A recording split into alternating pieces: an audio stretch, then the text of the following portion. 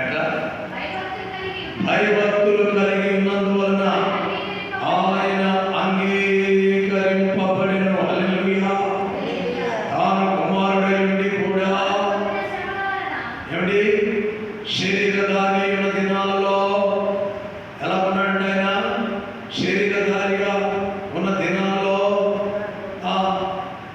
భయభక్తులతో ఉండి మహారోదనతో, ఎలాగంటే చెప్పండి, మహారోదన కన్నీళ్లతో ప్రార్థన చేశాడు. కాబట్టి మరణం నుండి తనను తప్పించగలిగిన వారికి, మరణములను విరవగలిగిన దేవుడైన యెహోవాకు ఆయన ఏం చేశాడంటే ఆయన బ్రతికున్నప్పుడే ప్రార్థన చేశాడు. పౌలు కూడా అదే ప్రార్థన చేశాడు. ఎందుకంటే ఆయన పునరుత్థాన బలంలో సమాన అనుభవం కలిగినటువంటి వాడుగా ఉండటానికి, మరణం గెలిచి తిరిగి లేవటానికి, మృత్యుంజయుడు అవటానికి, పిల్లరా ఇదిగో ఎన్నోసార్లు పట్టబడి, ఎన్నోసార్లు నెట్టబడి, ఆఖరికి ఒకటి తక్కువ యేసు ప్రభు తిన్నట్టుగానే ఒకటి తక్కువ 40 దెబ్బలు అంటే 39 కొరడా దెబ్బలు తిన్నాడు పౌలు గారు కూడా. రాళ్ళతో కొట్టబడ్డాడు, బెత్తాలతో కొట్టబడ్డాడు. ఆఖరికి తల శిరఛేదనం చేయబడింది. ఏం చేయబడింది? రక్తము కార్చాడు. హల్లెలూయా. రక్తము ఏం చేశాడు? కార్చాడు. నిజంగా మనం చిన్న సమస్య వస్తే తట్టుకోలేము కదమ్మా. అందుకే గెత్సేమనే వనంలో కూడా ఆయన ప్రార్థన చేశాడు. ఆత్మ సిద్ధమే కానీ శరీరమో బలహీనమో. అదిగో దాన్ని తట్టుకోవాలంటే, దీన్ని తట్టుకోవాలంటే ఆ కొరడాలతో కొట్టుచున్నప్పుడు,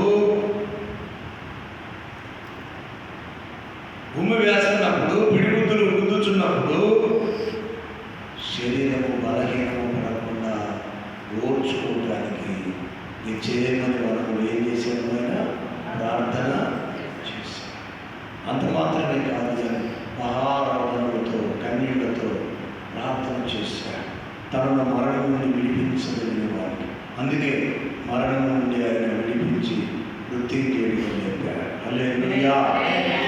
మరణము గెలచెను యేసు, మరణము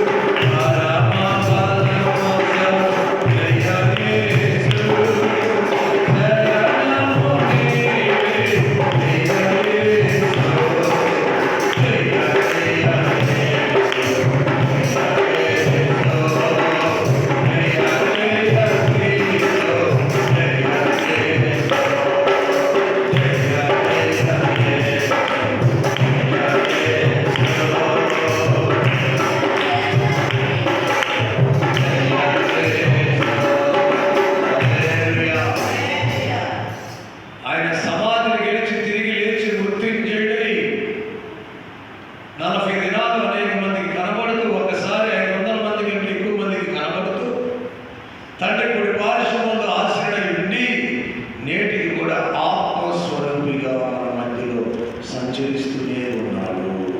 హల్లెలూయా. ఆయన సజీవుడైన దేవుడు. ఏ దేవుడైనా సజీవుడైన దేవుడు కాబట్టి మత కుల భేదములు లేకుండా అందరికీ దర్శనమిచ్చి, అందరితో మాట్లాడుతూ, అందరికీ తన ప్రత్యక్షతలను కనబరుస్తూ, పాపం నుండి, శాపం నుండి, రోగం నుండి, బలహీనత నుండి, నిట్టూర్పు నుండి విడిపిస్తూ పరిశుద్ధమైన పవిత్రమైన జీవితాన్ని జీవించే కృపను, భాగ్యాన్ని కలుగజేస్తూనే ఉన్నాడు. హల్లెలూయా. ఆయన ఎంతమంది వస్తారో వారెవరిని త్రోసివేయకుండా వారిని హత్తుకొని ఎత్తుకొని బలపరుస్తూ జీవిస్తున్నాడు. కాబట్టి గొప్ప దేవుడు ఆయన గొప్ప దేవుడు. అలాంటి దేవుడిని నమ్ముకున్న మనం ధన్యులు. మనం రక్షణ పొందాం కాబట్టి ఇతర రక్షణ కొరకు మనం ప్రార్థన చేయాలి. ఈ వెంకటేశ్వర ఇతరుల రక్షణ కొరకు, ఇతరుల స్వస్థత కొరకు, ఇతరుల క్షేమం కొరకు, ఇతరుల మేలు కొరకు ప్రార్థించాలి. మన కొరకు కాదు, వారి కొరకు మనము ప్రార్థించాలి. వారి కొరకు మనము ప్రయాసపడాలి. వారి మేలు పొందడం కొరకు ప్రయాసపడాలి. అప్పుడు మనకి క్షేమం కలిగింది. కాబట్టి దేవుడి యొక్క కృపను మీ అందరికీ అనుగ్రహించుకుంటారు. ప్రార్థన చేసుకున్నాం. తల వచ్చి కళ్ళు మూసుకున్నట్లయితే ప్రార్థన చేసుకున్నాం. మహాపరిశుద్ధుడు ఘనమైన తండ్రి, లోక రక్షకుడా యేసు ప్రభువా, వందనాలు, స్తోత్రాలు. చేరుకుని వచ్చిన నీ బిడ్డలందరితో మీరు మాట్లాడేందుకు వందనాలు, స్తోత్రాలు. తండ్రి, గెలిచే మన మనలో మీరు ప్రార్థన చేస్తూ ఉన్నప్పుడు నాయన, ఇదిగో నాయన చెమట నేలను పడుచున్న గొప్ప రక్తపు బిందువులు ఆయన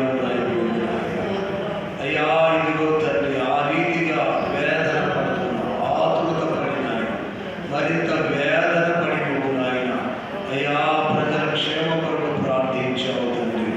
అయ్యా, లోక పాపములను మోసుకుపోయినటువంటి దేవుని గొర్రె పిల్లవు నాయన, నేటి వరకు కూడా ప్రజల పాపాలను మోయించుకున్నావు, ప్రజల పాపములను విడిపిస్తున్నావు, ప్రజలను శాపాల నుంచి విడిపిస్తున్నావు. ఆ గిన్నెలోని త్రాగి ఆయన నీవు సమస్త మానవాళిని మేలు చేస్తున్నావు, ఉపకారం చేస్తున్నావు తండ్రి. స్తోత్ర. ఈ రాత్రి చేరుకుని వచ్చిన వీళ్ళందరినీ దీవించండి. యేసు నామములో వీరికి స్వస్థత కలుగును గాక, యేసు నామములో వీరికి మేలు కలుగును గాక, ప్రతి విధమైన వ్యాధి, బలహీనత, నిట్టూర్పు, కన్నీరు తొలగిపోవును గాక.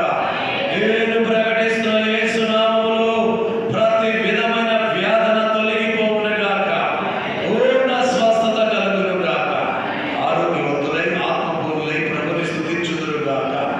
మీ గృహాలు, మీ కుటుంబాలు, మీ జీవితాలు ఆనందముతోను నెమ్మదితోను గడుపుటకు ప్రభు కృప చూపును గాక. అటు రీతిగా చేయండి. చిన్న బిడ్డను దీవించు, పెద్దవారిని దీవించు, వృద్ధులను దీవించు. ఆయన పరీక్ష రాయించిన ప్రతి బిడ్డ కూడా పూర్ణ స్వస్థత కలుగును గాక. వారికి స్తోత్రాలు చెల్లిస్తూ ఉన్నాము తండ్రి. ఈ రాత్రి ప్రభువా కనికరించండి, కటాక్షించండి, కృప చూపండి, కృప భద్రపరచండి. నమ్మదగిన దేవుడు యేసు క్రీస్తులో జరుగుతున్న ప్రార్థనలన్నింటిలో, ఉపవాస ప్రార్థనలో మీరు తోడుగా ఉండండి. తదుపరి వారిని దీవించు, వారి కుటుంబాన్ని దీవించు, విశ్వాసం దీవించు, వారి పంటల కోసం ఉద్యోగాలు, చేతి పనులు, వృత్తులు, వ్యాపారాలు దీవించి ఆశీర్వదించండి ప్రభువా. ఈ అగ్ని కంచె లేదండి, ప్రతి కుటుంబం చుట్టూ అగ్ని కంచె ఉండను గాక. ఈ యొక్క శక్తివంతమైన రక్తపు కోట కంచెగా ఉండను గాక. కృపా కోట తోడై ఉండను గాక. మా కుటుంబాలెల్లరికీ కాపుదల ఉండను గాక. సమస్త మహిమ నీకు ఆరోపిస్తూ యేసు పరిశుద్ధ నామమును బట్టి మా మనవులను పొందుకొని నాము తండ్రి. పరలోకమందున్న మా తండ్రి, నీ నామం పరిశుద్ధపరచబడును గాక. నీ రాజ్యము వచ్చును గాక.